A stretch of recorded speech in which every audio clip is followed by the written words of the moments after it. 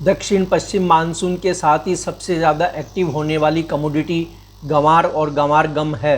गंवार उत्पादक इलाकों में बारिश होने या न होने और उत्पादन के कयास का यह सबसे ज़बरदस्त दौर होता है। इसके साथ ही फसल पकने से पहले ही उत्पादन और उपज को नुकसान फ़ायदे के हर मिनट आंकलन आना शुरू हो जाते हैं। गंवार सीड और गंवार गम में अब ट्रेड करते समय क्या क्या सावधानी रखने की ज़रूरत है और बाज़ार किस दिशा में जा सकता है, इसे लेकर हमने मुंबई में कमोडिटी विश्लेषक रुपेश दलाल से बात की। सुनिए क्या कहा उन्होंने। रुपेश जी, गंवार सीड और गंवार गम के भाव में आने वाले दिनों में किस तरह का मूवमेंट रह सकता है और प्राइस आउटलुक क्या होगा शॉर्ट टर्म के लिए? किन किन पॉइंट्स को ध्यान में रखना चाहिए एक ट्रेडर को? गवार सीड और गवार गम की बात करें तो गवार सीड की अगर मैं बात करूं तो पिछले 3 से 4 महीने में मार्केट 5200 नीचे में और ऊपर में 5600 5700 की रेंज में ही बाज़ार घूम रही है। ऊपर में 5600 700 का घर बाज़ार तोड़ नहीं पा रही है, ऊपर के भाव में बिकवाली आ जाती है और उसके बाद में बाज़ार 300-400 रुपये की गिरावट आके अगेन वापस 5250 5300 का बॉटम बना के फिर वापस ऊपर चली जाती है।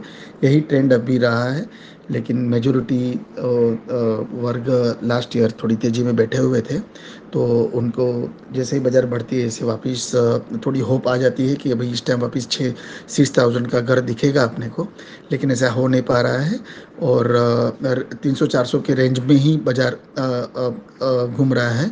मुझे ऐसा लग रहा है कि एट प्रेजेंट अभी नई बुआई के ऊपर सबकी नज़र रहेगी। कैरी ओवर स्टॉक इतना ज़्यादा नहीं है। नया जो बुआई का भी जो फिगर आ रहे हैं, राजस्थान गवर्नमेंट के जो फिगर आ रहे हैं उस हिसाब से अराउंड 9 to 10% के आसपास की गिरावट की संभावना बता रहे हैं। ट्रेड एस्टिमेट बता रहा है कि ऑलमोस्ट जितनी बुआई होती है उससे 25 से 30% के आसपास का कल्टीवेशन हो गया है। मानसून का भी मानसून का रिपोर्ट और मानसून का प्रोग्रेस भी सेटिस्फैक्टरी है। राजस्थान में मानसून पूरी तरह से बैठ गया है, तो पानी की कोई समस्या 8% तो दिख नहीं रही है।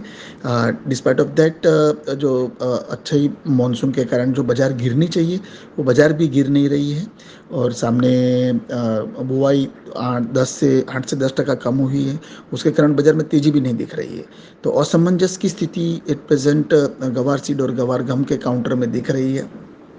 मुझे ऐसा लग रहा है कि गवार सीड में एक बार 5000 का घर इस टाइम नहीं टूटना चाहिए, क्योंकि कैरी ओवर स्टॉक बहुत कम है। अगर ये भाव कम होने के कारण मुझे लग रहा है फार्मर्स भी बहुत इतने इतने उत्साही नहीं है गवार सीड की बुआई के लिए।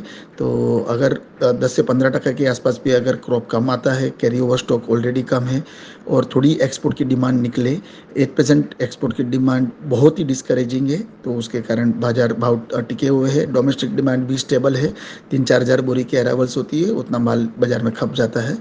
तो ओवरऑल फंडामेंटल्स देखें तो तेजी तरफ की ही ध्यान दिख रहा है एट प्रेजेंट तो लेकिन मुझे ऐसा लग रहा है कि 15 अगस्त के बाद में ही ये तेजी की नई चाल गवार सीड में देखने को मिलेगी।